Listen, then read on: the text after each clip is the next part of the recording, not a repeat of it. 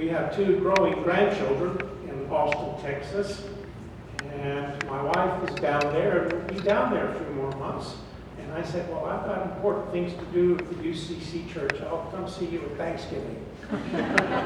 So she sends her greetings, and I'm grateful for being here. It's a long trip. It's about 1,200 miles. I've been stopping at the road markers, historical markers, and reading all about them. I stopped at the Ludlow Memorial to read about that difficult time period in 1912. That's an important piece of my history now. So I enjoyed reading that as I was looking at the messages for Labor Day. Everything on my travel back here was going quite well until I approached Gunnison at about 7:30 on the third or fourth day.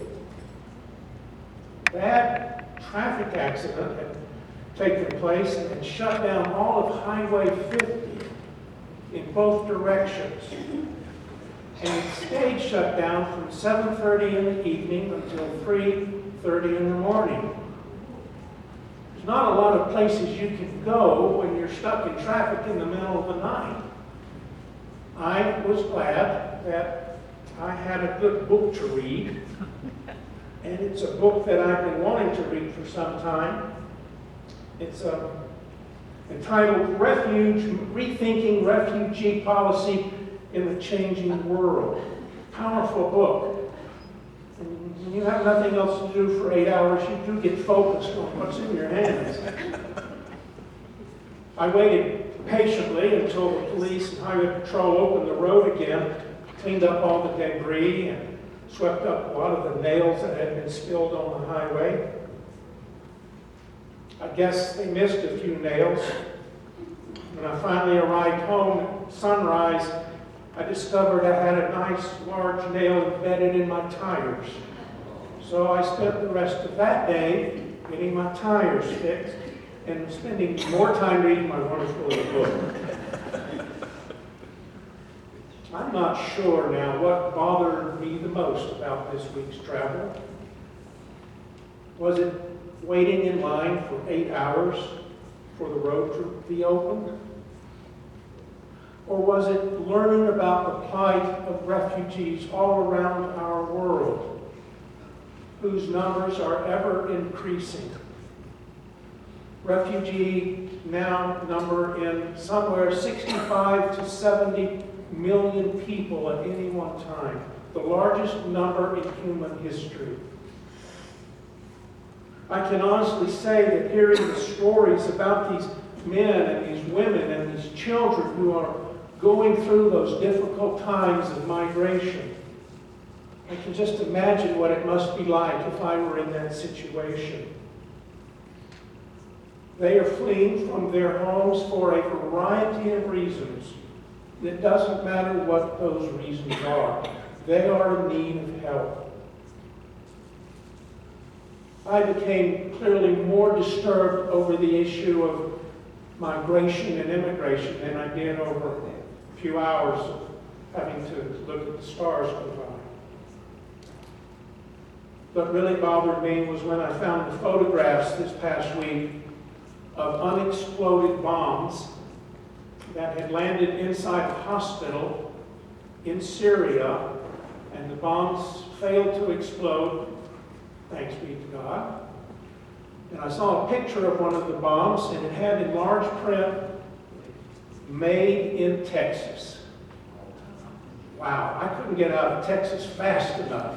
I'm so embarrassed to say I'm from a state that makes those bombs that kill people in hospitals. We are a world in disarray in so many ways. Issues of people who are simply trying to find a place to lay their head at night deserves a lot more attention than the programs we are presently providing. Began in 1945, at the end of World War II. Those solutions no longer fit a 21st century world. We have a lot of work to do. And I read the story of the Hebrew people fleeing from Pharaoh in Egypt, looking behind them and seeing Pharaoh's army in hot pursuit. I wonder how I we have responded to pleas for political asylum if they had come knocking on our doors. If Moses and his people had sought refuge in the United States, what would we say? We'd like to think we wouldn't turn them around and send them home or lock the children up in cages, but I can't promise you that. Most of us would acknowledge that we and our ancestors all came here as immigrants. We are foreigners. We are migration people who have landed in this home of plenty. My family and your family, I imagine, is full of stories of the family tree of where this aunt and this grandmother and this uncle came from. And it was probably from another land than the USA. Those family trees can be awfully complex and complicated to understand. My grandmother MacArthur, whom I love dearly, came here from Germany. Her name was Scheck, S-C-H-E-C-K, Frau Scheck. My grandmother had a brother named Wilhelm Scheck. And they both came to this country about 100 years ago, as she had told me. Wilhelm needed a job, and so he applied every chance he could get for a job opening, and every time he applied for a job, he got turned down. He couldn't understand why. So he went to some people who could answer, and they said, "We know the reason why you can't get a job, because your name is German name. And Germans are not well greeted here in 1914 in the USA. What should I do?" "Well," said a friend, "you should go to the courthouse and change your name." So Wilhelm went down to the courthouse, and in his broken English, he said, "I want a new name." "Okay, what name would you like?" the clerk said. "I don't know." "What's your name?" "Wilhelm Scheck." "Well, Wilhelm, the first thing you need to do is drop Wilhelm, and we're going to call you Billy. And as for your last name, how about if you close your eyes, point to this map on the wall, and we'll see what city your finger lands on." He did. He opened his eyes, and there it was, Hammond, Indiana. Billy Hammond became one of my great uncles, and he spent the rest of his life here, never regretting going back to Germany. He got the job the very next day. It's not easy sometimes to make sense of our family origins and family traditions. I come from a tribe known as Presbyterian, and the last congregation I served in St. Paul, Minnesota, they went out of business. They couldn't afford to pay the light bill, so they terminated all staff, sent me away, and as a parting gift they said, "Here is a stove for you for your service here," and we put the little Presbyterian seal, and we found somewhere MacArthur tartan, and this is the Scottish MacArthur tartan clan colors. Please remember us when you think of it. I'm not sure I want to remember them all that well, having terminated me and put a for sale sign in the front yard. That's who we are these days. We are a people in constant transition. With our scripture readings, we learn early on that the Hebrew people of God are a people who are seeking new locations. It is a poignant scene, the Deuteronomist writes for us, people in transition. Israel has fled Egypt. Israel has landed in the Sinai Peninsula. They've wandered around for 40 years. Tough times, as you can imagine. They stand there at the end of their time in the wilderness, overlooking the Jordan River, this vast plain before them. And they see a land flowing with milk and honey and hopes and dreams, and they're poised to enter the promised land. As they cross over Jordan, they begin to understand this is going to be a bit of a challenge for them in ways they were not expecting. They have never seen so much milk, never tasted so much honey. They have a problem. It is all hypnotic, as the Deuteronomist records for us. They begin to experience what Walter Brueggemann calls the illusion of self-sufficiency. They are afflicted with the amnesia of affluence. How quickly they forget where they have come from and who has helped them with all of their blessings. And that's a theme that runs over and over again throughout the Old Testament. It is indeed a time of mixed expectations, as you can imagine. The words were, we read this morning, you will have luxury to come, and it will be extravagant.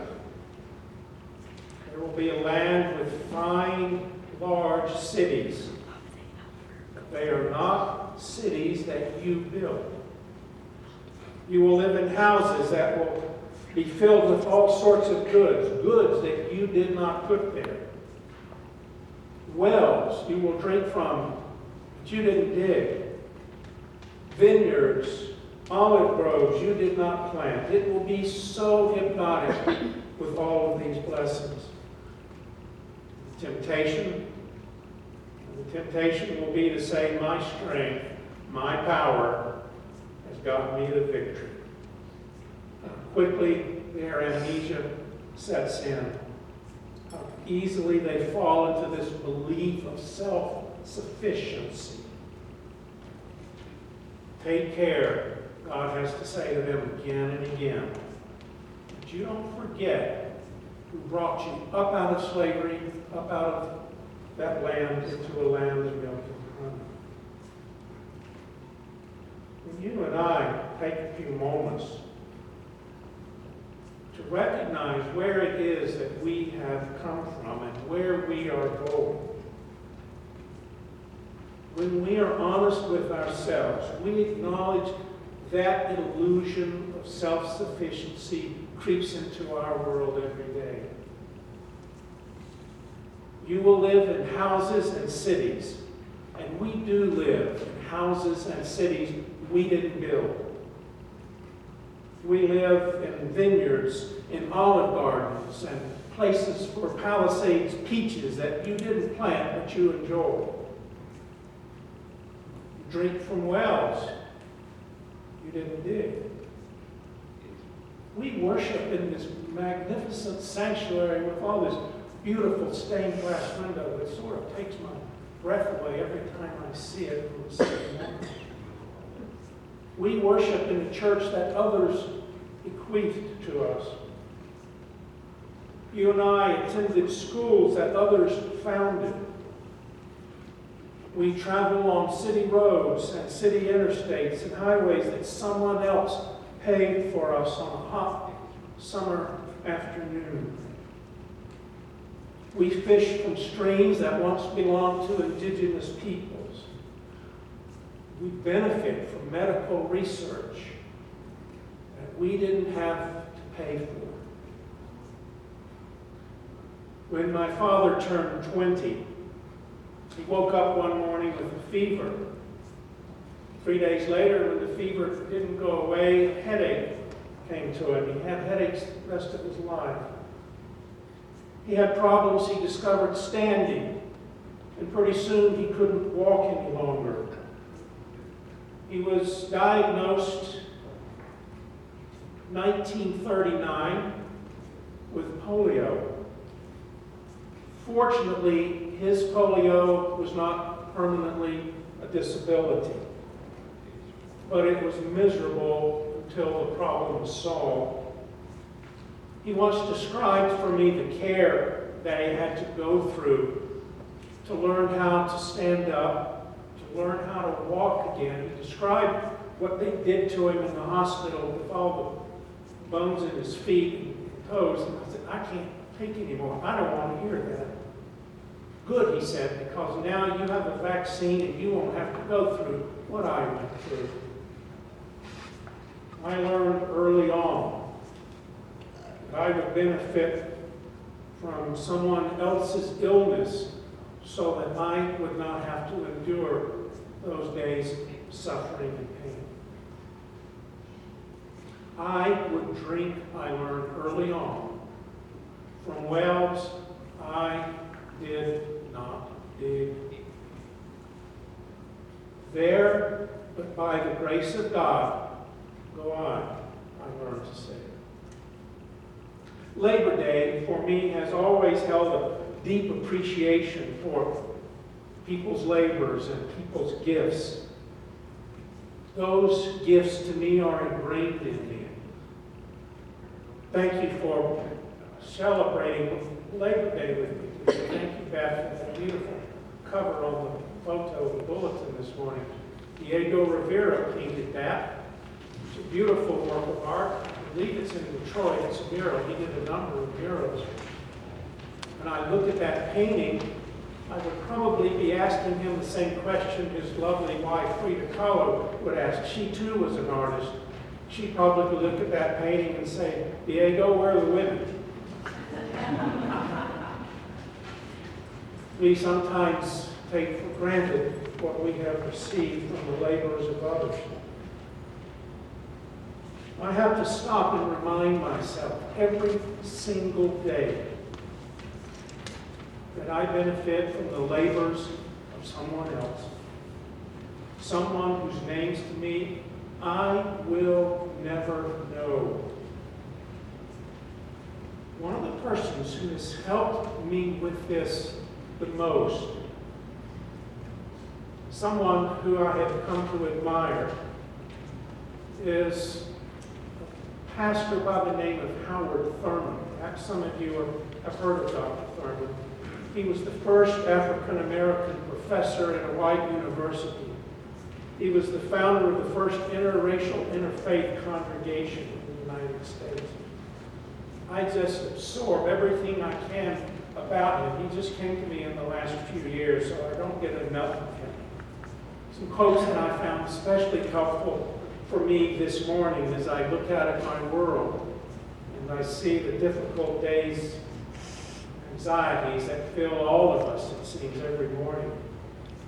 He wrote, "Whatever may be the tensions and stresses of your day, there's always lurking close at hand the trailing beauty of forgotten joy or unremembered peace." Or this one, "There must be always remaining in every life some place for the singing of the angels, some place for that which in itself is breathless and beautiful."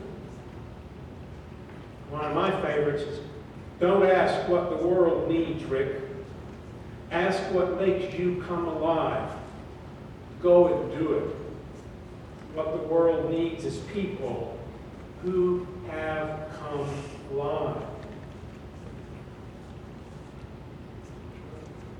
We are people who live in times of anxiety, that is for sure. In his book, written in 1949, Jesus and the Disinherited, Dr. Thurman calls us to look at the needs of others before the needs of ourselves. He calls us in this beautiful book, Jesus and the Disinherited, to identify with those whose blessings are few, those whose problems overwhelm them, and those who don't have any problems remembering which wells they drink from, because in the little village where they live, nobody has a well to drink from. They have to gather it in clay pots and bring it each morning to rhymes. Dr. Thurman reminds me of those things. I'd like to close with this story of Dr. Thurman, which I think settles it very well for me and gives me some perspective. It's the story of Howard Thurman when he was getting ready to move from the 8th grade to the 9th grade. The year was 1912. The story is found in his autobiography. Howard describes his being raised by his grandmother, who was a slave when she was a young woman. Her life's savings were all that could fit in a little tiny paper cup. Howard had just finished the 8th grade in the Deep South, preparing to go to high school somewhere. His grandmother realized that there were only 3 public high schools for Howard to choose from in the entire state of Florida. Only 3 open to African Americans. He didn't live near any of them. There was a church-related high school in Jacksonville, about 100 miles away from Daytona, where he was living. And his mother found out that she had a cousin in Jacksonville, and she spoke to him, and he said, yes, we would be delighted to take Howard in for all 4 years of his high school.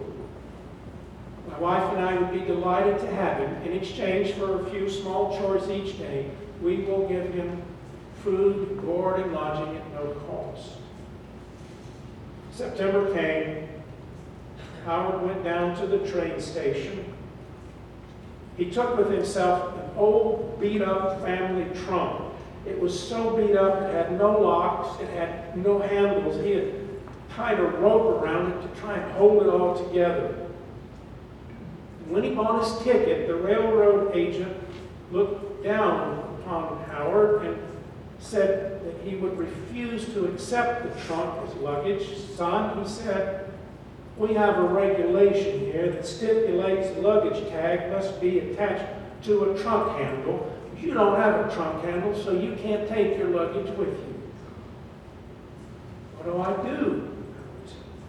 Well, if you'd like the trunk to go with you, you'll need to have a special ticket to send it express. Howard counted the remaining coins in his pocket. It was about $1.10. Not near enough to pay express for his trunk. Howard writes that he sat down on the steps of the railroad station and cried his eyes out. When he opened his eyes, he saw a pair of work boots worn by a black man dressed in overalls and a denim cap staring back at him. He looked down at Howard and said, boy, what in God's name are you crying about? Howard explained the situation, and the man replied, well, if you're trying to get out of this forsaken town, to go get an education, I applaud you. I'm excited for that. The least I can do is help you get there. Come and follow me.